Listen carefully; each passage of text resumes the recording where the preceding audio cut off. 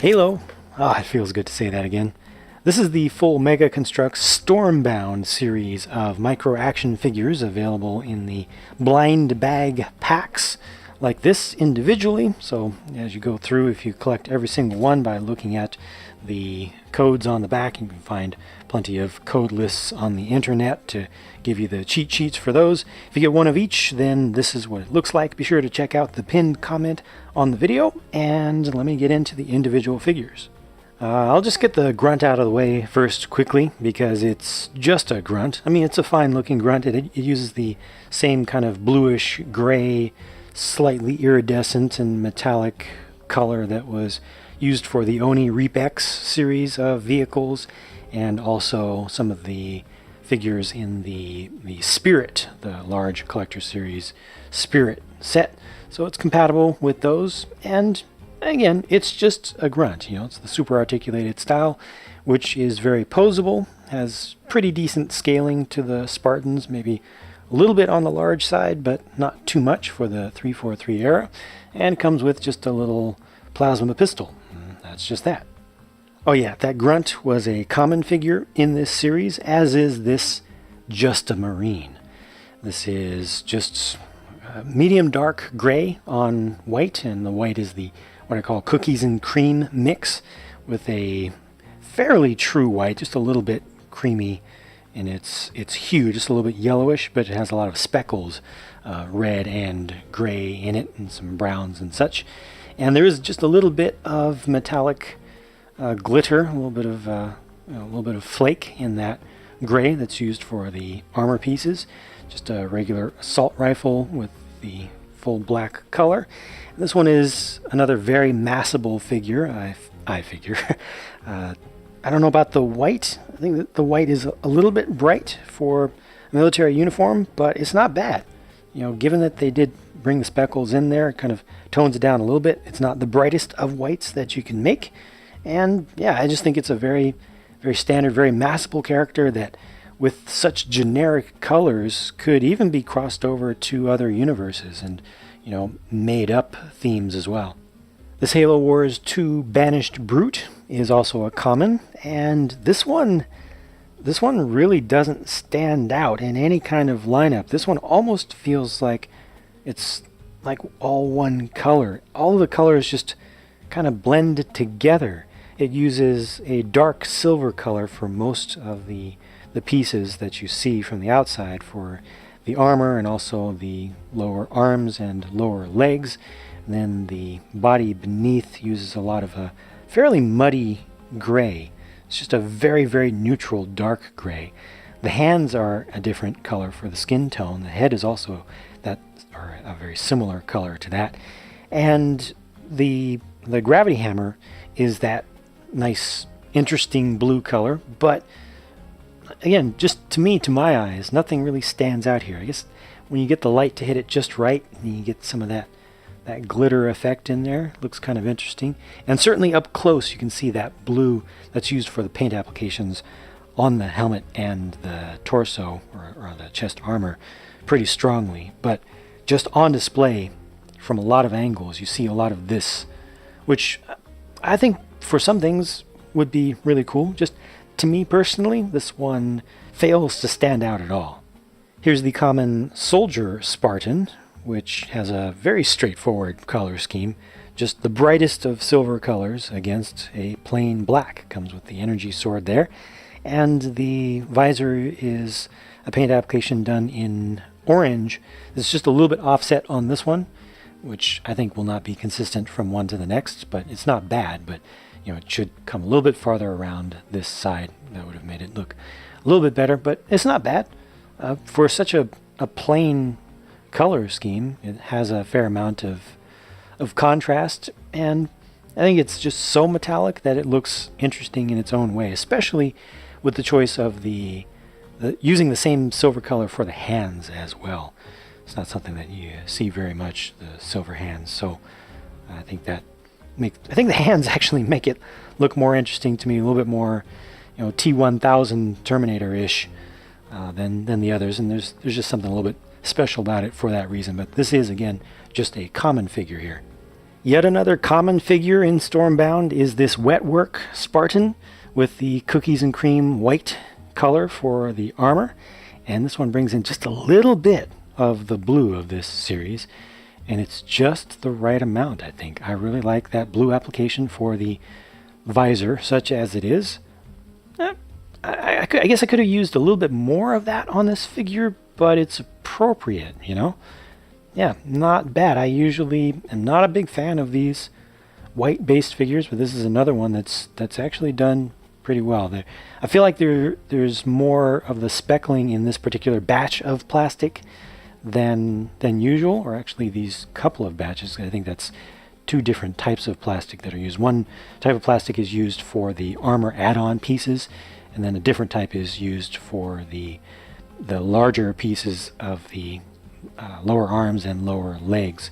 And I think the second parts of the lower arms, the inner joint pieces, may be a different type of plastic altogether. It comes with the old school Halo Reach plasma launcher. You have to be careful not to say plasma caster there, but that's cool to see again. I remember the first time I got one of those, I was really happy about it in Mega Bloks form. And I think they haven't made all that many of these, have they? But it's good to see it still in production. This is a good set of molds. I think it doesn't look all that great around the back. You lose some of the detail for sure, looking at it with the white. So that's kind of what I normally see with the white colors used for armor. Is you're not able to see as much of the detailing, kind of like with the bright silver color as well from some angles. But yeah, I think it's a pretty good figure. And if you like Wetwork, I think they have pretty cool main armor pieces and helmets. Or if you miss the nostalgia of that Halo Reach weapon, it's a good one to get for sure. This ODST goes back to the same blue color that was used on the Grunt, and this is the first time we've gotten that color on an ODST. I don't know, it looks kind of special to me. I could almost imagine this being a convention exclusive or something. Maybe if they'd done up the weapon a little bit nicer. I mean, it's just a suppressed SMG done in plain black, no paint application to that. But yeah, I like the blue on this one. It doesn't look too bright, you know. It doesn't have too saturated of a hue, and yeah, I think it looks good. I think it looks maybe even a little bit better from a distance. You're seeing some pretty bright, light reflections in this right now that kind of bring out the saturation of the color a little bit more. But yeah, it almost looks like just a regular plain slate blue from a distance. It's not until you get up close or start turning it around relative to a strong light source then you see the iridescence and the metallic bits in it. And this is one of the rare characters in the series. The other rare in the series is this Air Assault Spartan, which really took me by surprise when I took it out of the package at just how strong it looks on display. For something that has no color except for the visor, it really has a lot of contrast. I'm not sure how well that's coming across on camera, and of course it'll vary between viewing devices, but the contrast between that bright silver in the lower legs, the lower arms, and also especially the little paint applications in the body armor compared to all the black that's on this. Not so much in the helmet. I think the helmet just looks good and has a certain amount of realism with that particular silver, and I think maybe the contrast against the gold, kind of champagne gold in the visor.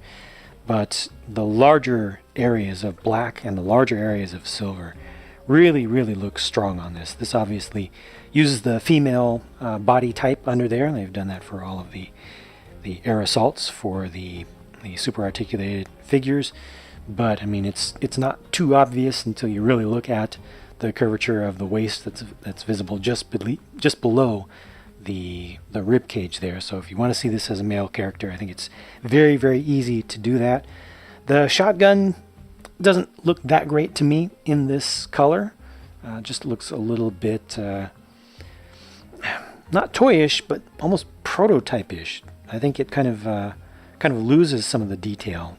This just doesn't bring out the the details that well. Kind of has its own fill, like lighting fill effect from just reflecting light around. But overall, I think a very, very strong figure, and much, much better than I expected it to be, just to look at it, just on display. And I think it is worthy of being a rare in this series.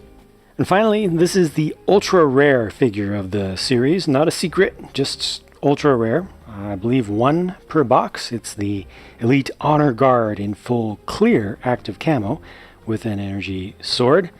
And am I doing it right? Is this how you want to see it? I mean, are you seeing the details appropriately? I mean, this is accurate, right? You're supposed to barely see the thing in real life, in the real Halo. I'll just cheat a little bit, let you actually get some value out of this part of the video. This is nice. I mean, they still have that slight yellowish color to the softer pieces, and that comes from the inner body piece, and also the inner leg parts and the lower arms. It's going to be more visible sometimes than others, depending upon kind of the lighting conditions, but I'm still okay with it. I wish they would just tune that away a little bit, make it a little bit more of a pure white crystal clear. But this is a really good figure for collectors, I think, and I personally really like the active camo ones. And for the sake of posing and setting up dioramas, stop motions and everything, clear is the best, in my opinion. Let me know what you think about that, if you prefer just plain clear or if you like some of the colors as well. I like some of the colors as well, but given the choice between a colored, a tinted active camo figure and just a clear one, I think this is the right choice to go with for most fans. It's just the most usable for the most different scenarios, and it's the most accurate as well. So I think just the best of all worlds. Super articulated, Honor Guard Elite, not a bad figure at all. Goes together pretty well, and has good durability in spite of the fact that it has some pieces that stick out. They have enough flexibility in those parts that you don't have to worry about keeping this one in a hard case or anything. You can just throw it in with a pile of regular figures, and maybe one of those flaps will get slightly bent, but you can just bend it right back because of the flexible plastic that's used. So good stuff here for play and display, I think. That does it for Stormbound. Let me know if you particularly favor any of these individual figures, or if any of them stand out as low points in the line. And I thank you for watching. Hope this was entertaining and or informative for you. I'll continue on with the struggle and get these new products whenever they become available to buy someplace where I can actually buy them for, less than 4 times the retail price or whatnot. I know there are still places that have even more trouble than I do getting these, and I know there are some places that don't get them at all. But it's pain for most of us folks who actually want to purchase these things, having to really get lucky, or just pay exorbitant aftermarket prices for things. Yeah, hopefully it'll get better again this year. Fingers crossed, toes crossed. Rubbing rabbit's feet, whatever it takes. Mega, make these things available to everyone who wants to buy them, please. Please. Catch you later.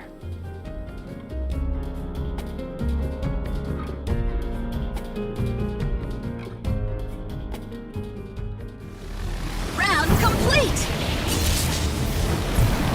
Level 9 Rex available! This is the moment I've been waiting for!